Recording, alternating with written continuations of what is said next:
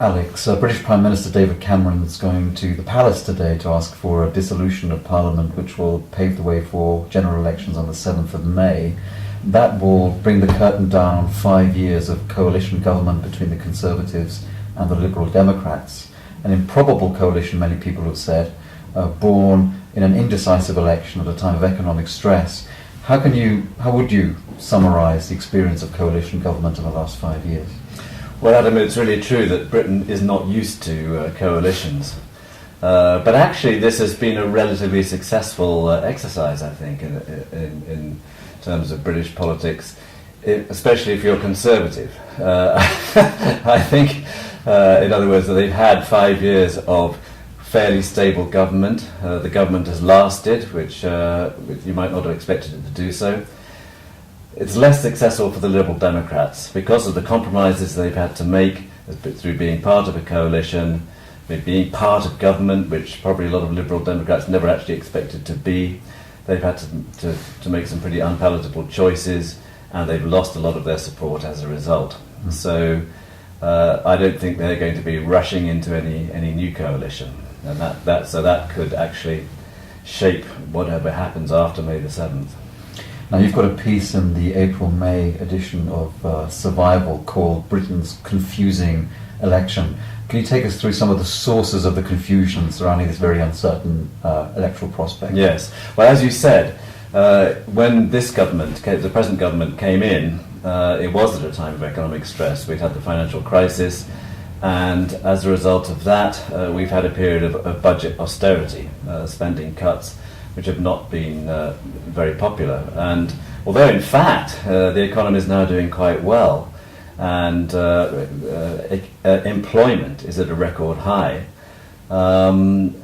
there's a feeling, no feeling of economic well-being has kind of spread across the country, and as a result, it's been good ground for other parties, not the two main parties, to spring up. And in particular, we've got the rise of the UK Independent Party, which is really anti-Europe, anti-immigration party, strong in the home counties around London and rural areas, actually where there's not very much immigration, but anyway. The Greens have been making more of an impact. We can expect their vote share to rise. But I think the most important thing is what's been happening in Scotland. And we're likely to see Labour sliding away in Scotland, and the Scottish National Party taking quite a few seats from Labour on the back of what was actually an unsuccessful campaign for independence, but nevertheless has catapulted them up the polls. Now, what do you see as the most likely possible permutations after the 7th of May? Yeah. Which parties might look to form the next government, which will be credibly able to do so?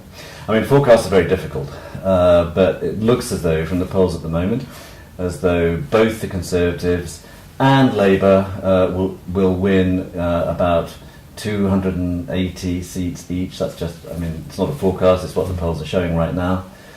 And that will leave both of them short of a majority. So we'll have a new round of negotiations. 5 years ago it was relatively simple. The Conservatives just made an offer to the Lib Dems, they negotiated it, and then they became the government. It's likely to be much more complicated this time. As I already said, I think that for the Liberal Democrats it's not going to be so easy to enter a coalition. In any case, they won't provide enough seats probably to either party. So then the Scottish Nationalists come in as a factor.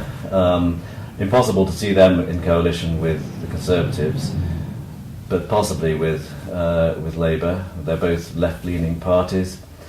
Those are likely to be the main players. My own personal hunch is that actually there will not be a formal coalition, that there will be a minority arrangement, a minority government with an arrangement with other parties of some kind. Whether I don't know which one will be, whether it'll be a Conservative government or a Labour government, but it's likely to be a fairly fragile government, whichever, and maybe there'll be another election down the line, not too far away. So no formal coalitions, but nevertheless a set of circumstances in which the minority parties put on the table a certain amount of demands, even for iterative support of a minority government. So let's touch on some of those areas. The economy is likely to be one.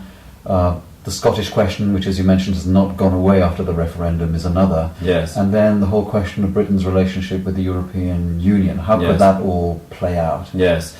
On the economy, I think pretty much all parties believe that there should be continued attempts to balance the budget. The Conservatives and Liberal Democrats have come some of the way, but not the whole way. I think that among the bargaining chips will be the Trident nuclear deterrent. The renewal of it. The Scottish Nationalists are completely against it. The Liberal Democrats are not very keen on it, so it could become a kind of bargaining chip.